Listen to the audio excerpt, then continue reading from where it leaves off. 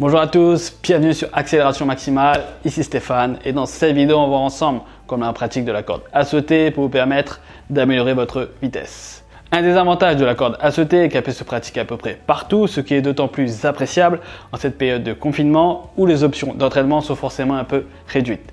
Pour savoir comment utiliser à bon escient cet outil qu'est la corde à sauter, ça se passe dans la suite de la vidéo. C'est parti.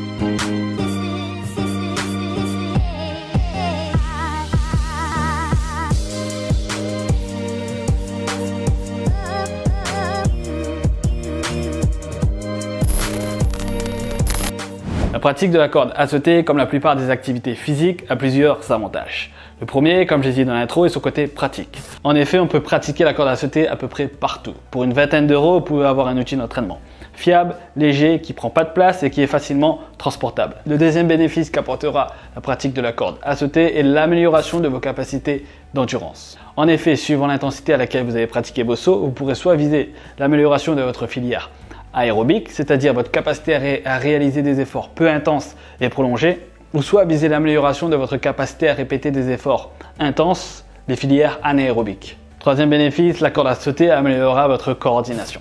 En effet, sauter à la corde demande une coordination totale entre le haut et le bas du corps. Car contrairement à d'autres exercices, l'utilisation de la corde à sauter vous donnera un retour direct sur votre niveau de coordination.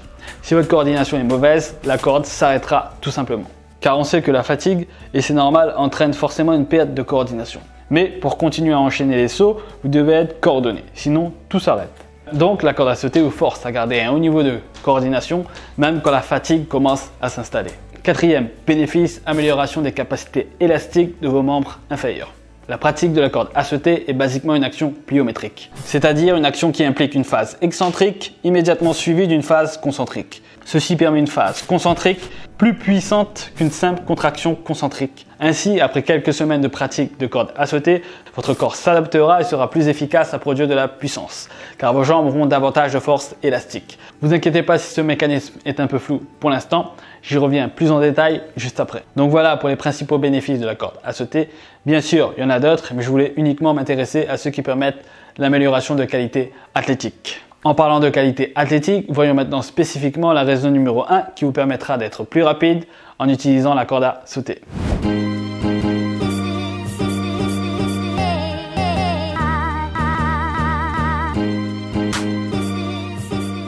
Sprinter est une action pliométrique, une action élastique. En effet, vous enchaînez les foulées les unes après les autres. Ainsi, vous emmagasinez de l'énergie lors de la réception d'une foulée et vous réutilisez une partie de cette énergie pour la foulée suivante.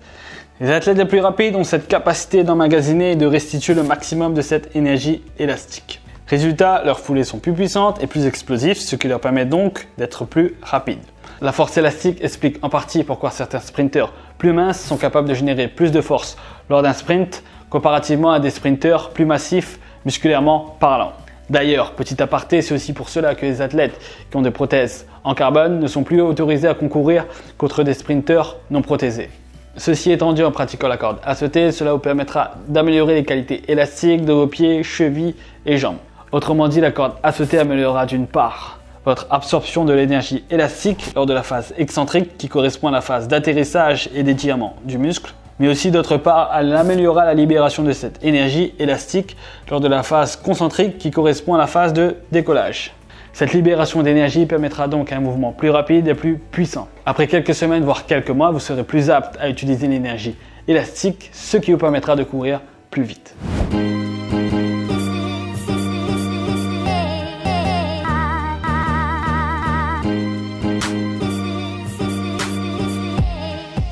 La corde à sauter peut être utilisée de deux manières principales, soit en guise d'échauffement ou bien en tant que corde d'entraînement principale.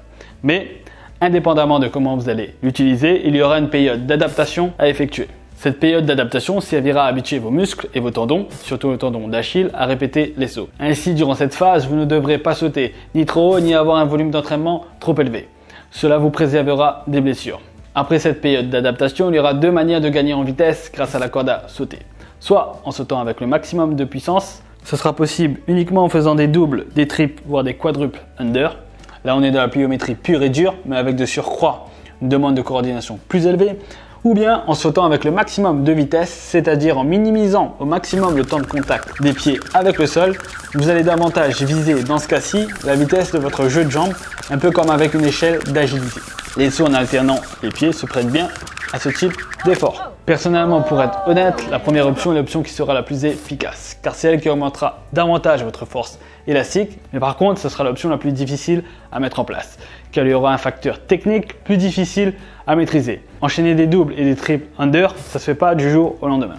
Et tant mieux, car d'autre part, cette option sera la plus fatigante pour vos articulations. Il faudra donc prendre le temps de bien renforcer vos muscles, tendons et ligaments avant de passer au double under. Bien sûr, si vous êtes un athlète d'un assez bon niveau, habitué au travail pliométrique, vous pouvez vous engager directement dans du travail plus intense de corde à sauter. Enfin, pour conclure sur cette partie, une fois que vous maîtrisez totalement votre sujet, l'ajout d'une veste lestée peut être un très bon moyen de progresser et de travailler davantage en puissance.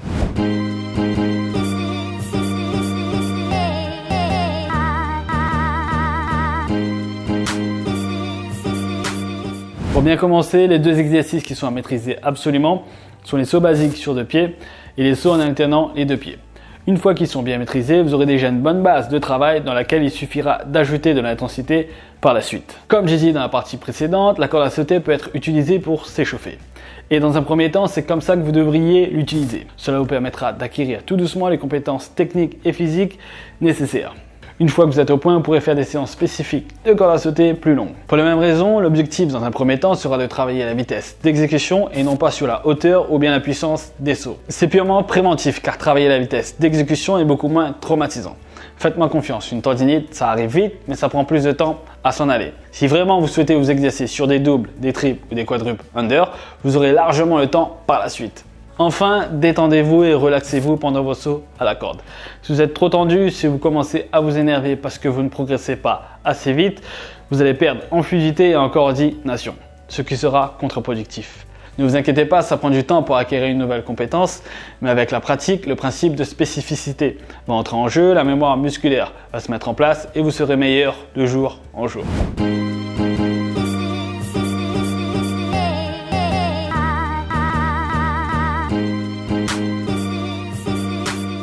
Pour conclure sur cette vidéo, on peut dire que la corde à sauter est un outil d'entraînement fiable et accessible qui permet de travailler plusieurs qualités athlétiques. On l'utilise souvent à juste titre pour le travail d'endurance ou pour la perte de poids.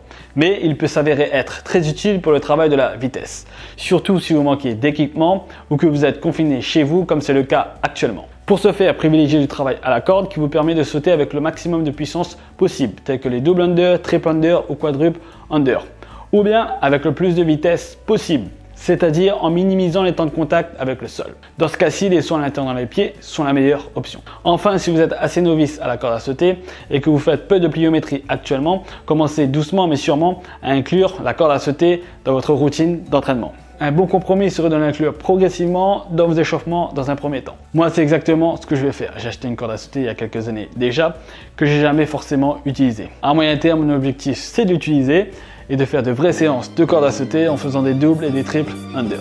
Voilà, on arrive à la fin de la vidéo. Comme d'habitude, si elle vous a plu, likez-la, partagez-la, abonnez-vous si ce n'est pas encore fait. C'était Stéphane d'Accélération Maximale.